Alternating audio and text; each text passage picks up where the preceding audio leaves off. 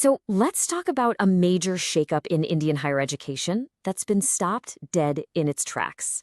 The University Grants Commission, the UGC, rolled out this really ambitious new set of equity rules for universities. But now, they're on hold. We're going to break down exactly what these rules were, why they were so needed, and of course, what happened next. To really get why these new rules even came about, you have to look back. And this quote, it really says it all. This is from the Thorett Committee way back in 2007, and it paints a pretty stark picture, doesn't it? It talks about segregation, isolation. This isn't a new problem. It's a deep-rooted issue that people have been trying to solve for decades. And that's really the heart of the matter, right? This long, persistent history of inequality on campus is exactly why these new rules felt so necessary to so many people.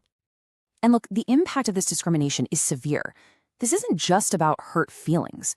We're talking about real-world consequences, higher dropout rates for students from marginalized communities, the kind of psychological exclusion that can crush a person's self-esteem. It's a fundamental breakdown of the promise of equality. And to make it all worse, the systems in place to fix things, they were often seen as weak, ineffective, almost like they were designed to protect the institution's reputation instead of delivering actual justice.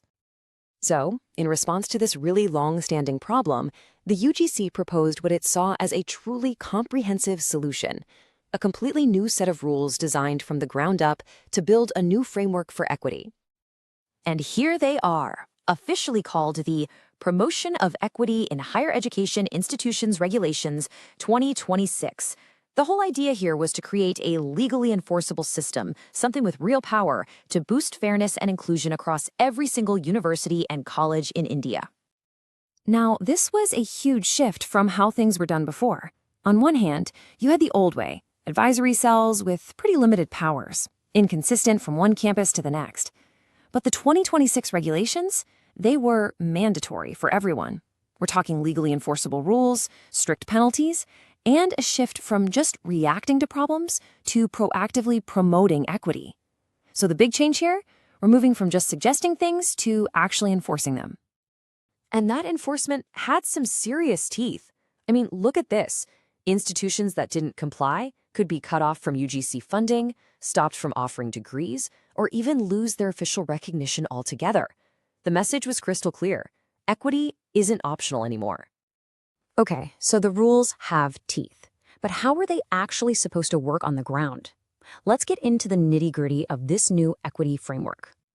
All right, so at the very heart of this new system was something called the Equal Opportunity Center, or EOC.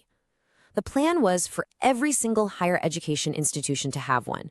It would basically be the central hub on campus for everything related to equity, promoting an inclusive environment, and most importantly, handling all discrimination complaints. Now, working directly under that EOC, you'd have the Equity Committee. This is the group that would actually investigate the complaints, and it was designed to have real authority, chaired by the head of the institution itself, to make sure the rules were being followed. And you can see here, the way this committee was put together was really thought out. It wasn't just administrators. You've got the head of the institution, senior faculty, staff, people from civil society, and even students. And this is crucial. The rules mandated that the committee had to include representation for scheduled castes, scheduled tribes, other backward classes, as well as for women and persons with disabilities. But what if you weren't happy with the committee's decision? Well, that's where the next layer came in. The ombudsperson. This was meant to be a totally independent, impartial authority. So if a student appealed, the ombudsperson's decision would be final and legally binding on the university. That's a powerful check on the whole process. So let's just walk through it from a student's perspective. You file a complaint with the Equity Committee, they investigate and give you a decision. If you're not satisfied with that outcome, you can take it to the ombudsperson. And whatever the ombudsperson decides, that's the final word. It's a really clear, structured, multi-level system that was designed for fairness and accountability. So it sounds like a pretty solid system, right? A clear path to justice. But this is where the story takes a very sharp, unexpected turn.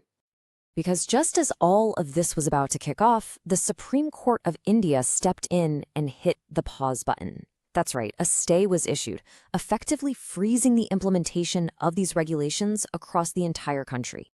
So why the sudden stop? What was the issue? Well, the court's own words give us the reason. They said the rules raise serious constitutional and social concerns and warned they could have far-reaching and divisive consequences for society. This suggests that while the court might not disagree with the goal of equity, it has some major questions about the method and the legal standing of these specific rules. And that brings us right to where things stand now, with this huge central question facing everyone involved. What happens next? How do you balance that urgent, desperate need for equity with these pretty significant legal challenges? Now, to really understand why a UGC regulation getting paused is such a big deal, you have to know who the UGC is. This isn't some new organization. The idea dates back to the 1940s, and it became an official statutory body created by an Act of Parliament in 1956. For over 65 years, it's been the central authority for standards in Indian higher education. Its rules carry a ton of weight. So at the end of the day, you're left with this fundamental conflict.